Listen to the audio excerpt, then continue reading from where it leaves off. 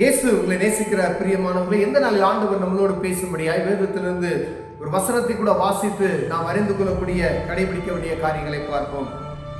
அது மார்க்குவின் புஸ்தகம் 7வது அதிகாரம் 6வது வசனம் இப்படியாக சொல்லப்படுகிறது. அவர்களுக்கு அவர் பிரதியுத்தரமாக, இந்த ஜனங்கள் தங்கள் உதடுகளினாலே என்னை கண்ணு பண்ணுகிறார்கள், அவர்கள் இருதயமோ எனக்கு தூரமாயிருக்கிறது என்று. பாருங்க, பரிசேயர்கள் வேதப்பார்கள் சிலர் அவரிடத்துல குற்றம் கண்டுபிடிக்கும்படியாய், உங்களுடைய சீசர்கள் கை கழுவாம சாப்பிடுறாங்களே, பாரம்பரியத்தை மீறுகிறார்களே அப்படின்னு சொல்றாங்க. பாரம்பரியம் அப்படின்ற வார்த்தையை தெளிவா அவங்க சொல்றாங்க. பாரம்பரியத்தை மீறுகிறார்களே, கை கழுவாம சாப்பிடுறது. ஏன்னா இஸ்ரவேல் ஜனங்கள் அநேக காரியங்கள் அவங்க வெளியில போயிட்டு வந்தா வீடுகளை எல்லாம் சுத்தம் பண்ணுவாங்க, அவங்க சட்டி முட்டு ஜாமனங்களை எல்லாம் சுத்தம் பண்ணி வைப்பார், அடிக்கடி இதை செய்து கொண்டே இருப்பார்கள், அடிக்கடி கைகளை கழுவி கொண்டே இருப்பார்களாம். அதற்காக அவர்கள் சொல்லுகிறார். ஆனா ஆண்டவர் சொல்லுகிறார், இவர்களுடைய உதடு மாத்திரம் தான் அசைகிறது, அவர்கள் இருதயமோ தூரமாய் இருக்கிறது என்று சொல்லுகிறார். ஆண்டவருக்கும் அவர்களுக்குள்ள உறவு தூரத்தில் இருக்கிறது. ஆனா பார்வைக்கு எப்படி இருக்குதுன்னா, அவங்க எல்லாம் பயங்கரமா இருக்காங்க, சுத்தபத்தமா இருக்கிறாங்க, ரொம்ப ஆச்சாரமா இருக்காங்க அப்படின்னு சொல்றாங்க பார்த்தீங்களா, அப்படி. ஆனா அவங்க இருதயம் கடவுளுக்கும் அவர்களுக்கும் தூரமா இருக்கிறது. அவங்க நட உட செய்கைகள் பாவனைகள் எல்லாம் எப்படி இருக்கு அப்படின்னா, ரொம்ப பரிசுத்தவான்கள் போல காணப்படுகிறது. உதாரணத்துக்கு சொல்லப்பட்டோம் அப்படின்னு சொன்னோம்னா, வெள்ளையடிக்கப்பட்ட கல்லறைகள் நம்ம சொல்லுவோம். வெள்ளையடிக்கப்பட்ட கல்லறைகள்லாம் பாருங்க, வெளிப்புறம் எப்படி இருக்கும், ரொம்ப நீட் அண்ட் குட்டா இருக்கும், உள்ள அசுத்தமா இருக்கும். ஆண்டவர் சொல்லுகிறார், கர்த்தருடைய பிள்ளைகள், அவரை அறிந்து கொண்ட பிள்ளைகள், அவருடைய இருதயம் எப்படி இருக்கணுமா, அவரோடு இசைந்து இருக்கணுமா.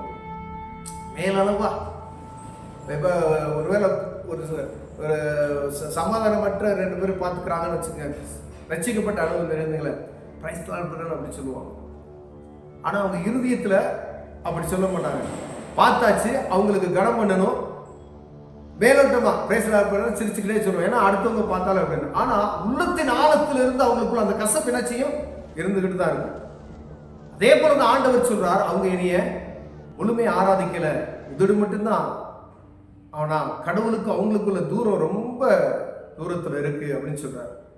பிரியமானவர்களே, அநேக நேரங்களில் நாமும் அப்படிப்பட்டதான காரியத்தில் நம்ம ஈடுபடுகிறோம்.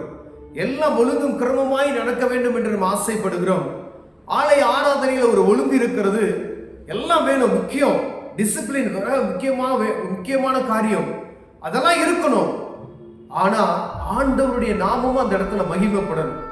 ஆண்டவருடைய நாமம் ஒருவேளை அந்த இடத்துல மகிமைப்படாத பட்சத்துல அங்க நீங்க செய்யப்படுகிற ஆராதனைகள் வீணாய் போய்விடும். பிரியமானவர்களே, ஏன் அப்படின்னு சொன்னோம்னா, நீங்க எவ்வளவுதான் நீட் அண்ட் குட்டா வைக்கிறீங்க, எல்லாம் பர்ஃபெக்டா வைக்கிறீங்க அப்படின்னு சொன்னாலும் ஆண்டவருடைய நாமம் அந்த இடத்துல மகிமைப்படல அப்படின்னு சொன்னா அதுல பிரயோஜனமே கிடையாது. அது சும்மா வெளி வேஷம் போல ஆகிவிடும். ஆண்டவர் விரும்புகிறார், உனக்கும் எனக்கும் உள்ள தூரம் நெருக்கமாக இருக்குன்னு சொல்லி ஆண்டவர் விரும்புகிறார். பிரியமான சகோதரனை சகோதரியே, ஒருவேளை நம்ம அநேக ஆலயங்கள்ல நடக்கக்கூடிய ஆராதனைகளை நாம் பார்க்கிறோம், அது ரொம்ப அழகா இருக்கு. ஆனா ஆண்டவருடைய நாம மகிமை ஒழுங்கும் இருக்கணும், ஆண்டவர் நாமமும் மகிமைப்படணும். ஆண்டவர் விரும்புகிறது, என்னுடைய ஜனங்களை ஆராதிக்க விடுங்க. மோசே எகிப்து தேசத்துல போய் சொல்றாரு, என் ஜனங்களை ஆராதிக்க போக விடுன்னு சொல்லு போ அப்படின்னு சொல்லி. அப்ப எகிப்துல காணப்பட்ட அடிமைத்தனம் போல ஆலயத்துக்குள் இருக்கக்கூடாது என்று சொல்லி ஆண்டவர் விரும்புகிறார். அவர் இருதயத்தை தூரப்படுத்தாதீர்கள் என்று ஆண்டவர் சொல்லுகிறார். பிரியமானவர்களே, ஒருவேளை அப்படிப்பட்டதான சூழ்நிலை நம்ம ஆலயத்துக்குள்ள இருக்குமே, ஆனால் அது எந்த சபையா இருந்தாலும் சரி, ஆண்டவரை ஆராதிக்க விடாதபடிக்கு அடிமைப்படுத்தி வைத்து, அது எகிப்தின் அனுபவம். இதை பார்த்து கொண்டு இருக்கிற என் அன்பு சகோதரனே சகோதரியே, எகிப்தின் அனுபவத்திலிருந்து ஜனங்களை விடுதலை செய்யுங்கள், ஆண்டவரை ஆராதிக்க விடுங்கள், ஆண்டவருடைய நாமம் மகிமைப்படணும். அவர் சொல்லணும், என் பிள்ளைகளுடைய இருதயம் என் அருகில் இருக்கிறதுன்னு சொல்லி. அவங்க உதடு மட்டும்தான், ஆனா இருதயம் தூரமா இருக்கு அப்படின்னு சொல்றாரு. அநேக சடங்காச்சாரங்களை நீங்க ஆசாரிக்கிறீங்க, அநேக சடங்குகள் பாரம்பரியம் என்று சொல்லிக்கொண்டு, ட்ரெடிஷனல் என்று சொல்லிக் கொண்டு இருக்கிறீங்க, ஆனா தெய்வத்துக்கும் உங்களுக்கு உள்ள தொடர்பு ஒண்ணுமே இல்லை.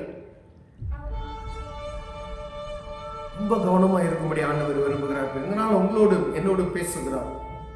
டிசிப்ளின் முக்கியம், ஆலயம் நீட்டா இருக்கணும் முக்கியம், பரிசுத்த ஸ்தலம் அது அப்படி பர்ஃபெக்டா இருக்கணும். இதெல்லாம் எதுக்காண்டி செய்கிறோம்னா ஆண்டவரை ஆராதிக்க செய்கிறோம் என்பதை நாம் மறந்து போகாதபடிக்கு எச்சரிக்கையா இருக்கும்படி ஆண்டவர் உங்களோடு பேசுகிறார். பிரியமானவர், எப்பொழுதும் எந்த ஒரு காரியம் செஞ்சாலும் அது ஆண்டவருடைய நாமம் மகிமைப்படுகிறதா என்று பார்த்து அதன்படி செய்ய அழைக்கப்படுவோம். பிரியமானவர், கண்களை மூடுவோம், ஜெபம் செய்வோம்.